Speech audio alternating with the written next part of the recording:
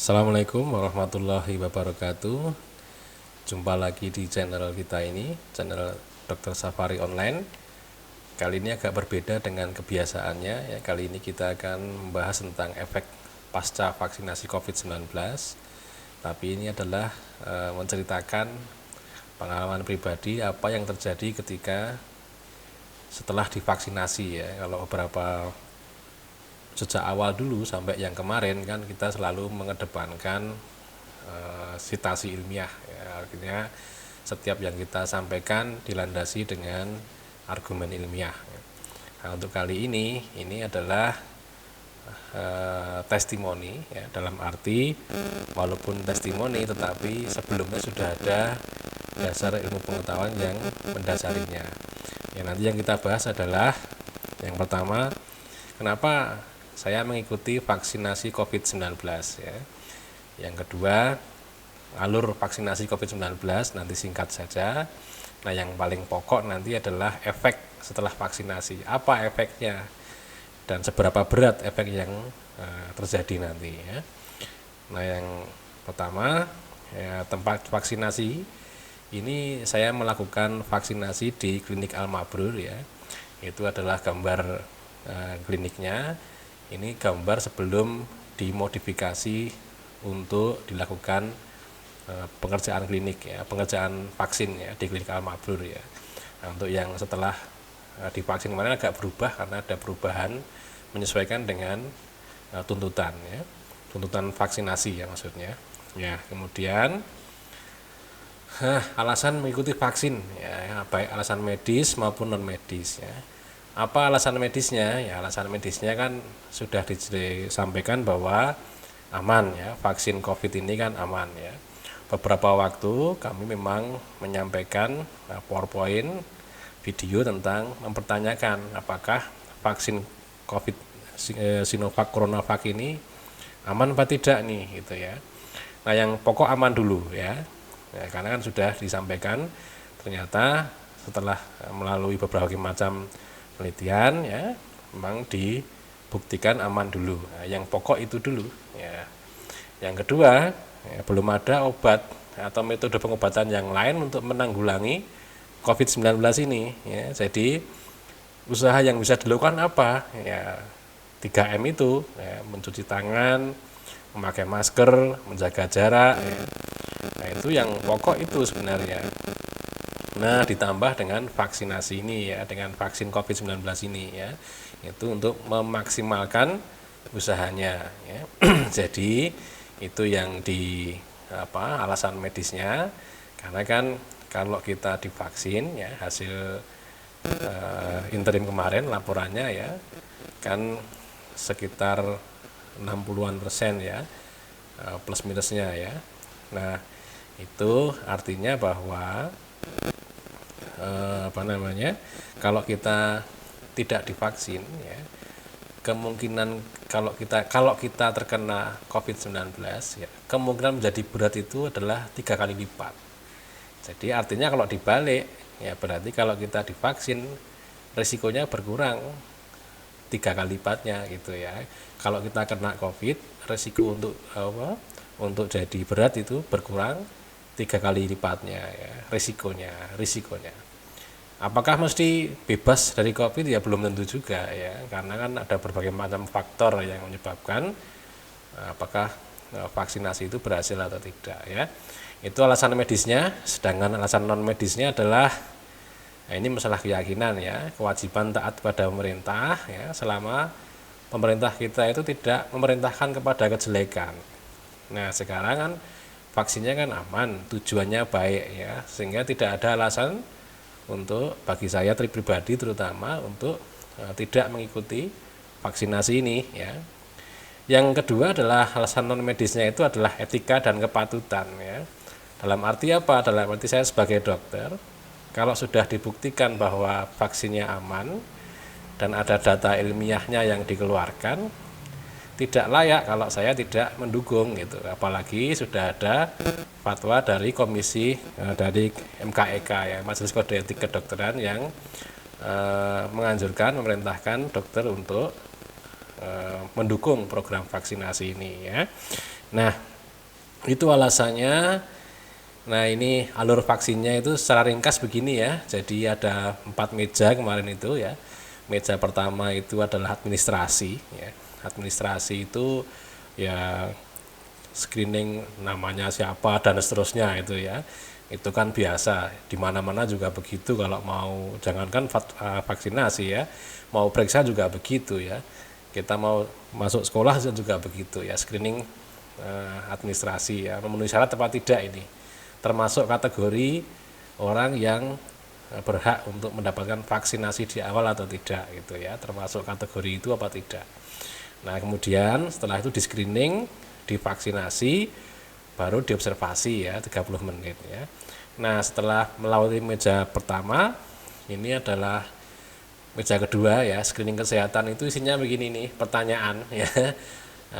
Intinya pokoknya dokter yang memeriksa itu menanyakan apakah intinya apakah kita itu pernah terkena berbagai macam kondisi itu ya. Ada 16 pertanyaan di situ itu ya.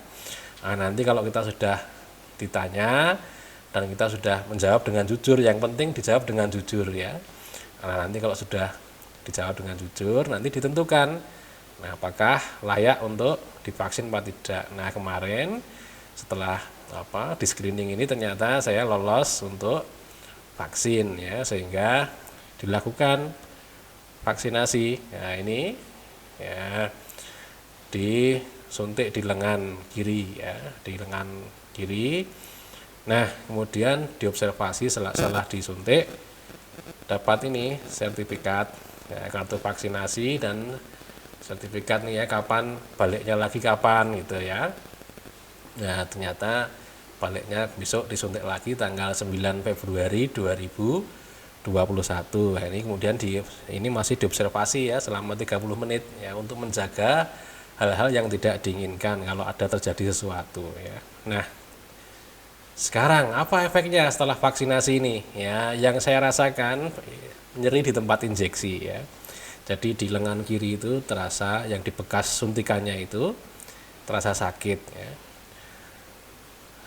Beberapa orang, hampir semua yang divaksin ini mengatakan memang nyeri di tempat injeksi. Nanti kita bahas seberapa nyeri ya, itu kita bahas nanti ya. Kan orang mempertanyakan nih, kalau nyeri, kalau sakit, seberapa sakit? Ya, nanti kita bahas seberapa sakitnya itu ya. Nah, meriang ya, meriang itu saya pribadi tidak merasakan meriang ya. Memang beberapa teman yang saya hubungi mengatakan meriang ya. Ada yang mengatakan meriang, ada yang tidak ya. Nah, saya termasuk yang tidak meriang ya. Kemudian mengantuk ya. Saya pribadi tidak mengantuk ya.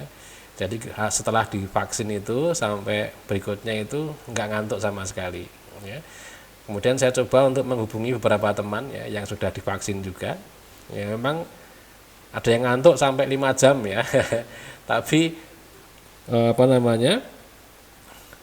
ada juga yang tidak ya, ada juga yang tidak ngantuk ya. Saya tanya, apa ngantuk ya? Enggak, itu saya juga merasakan tidak ngantuk ya.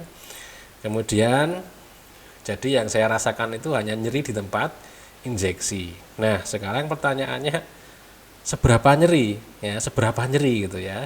Ini kan penting nih untuk memperkirakan kira-kira itu seberapa nyeri sih gitu ya. Nah, sekarang kita bandingkan dulu dengan vaksinasi yang lain ya. Bagi Bapak Ibu atau pemirsa yang lain yang pernah mau naik haji ya, kan pernah harus disuntik meningitis tuh ya. Nah, ternyata nyerinya itu lebih nyeri yang disuntik meningitis ya, dibandingkan nyeri yang dibandingkan ketika disuntik CoronaVac ini. Ya, ini beberapa teman saya hubungi juga, emang ketika dibandingkan dengan meningitis emang lebih nyeri meningitis ya. Nah, untuk tetanus itu juga begitu, lebih nyeri tetanus toksoid ya daripada CoronaVac ini ya. Itu jika dibandingkan dengan vaksinasi yang lain.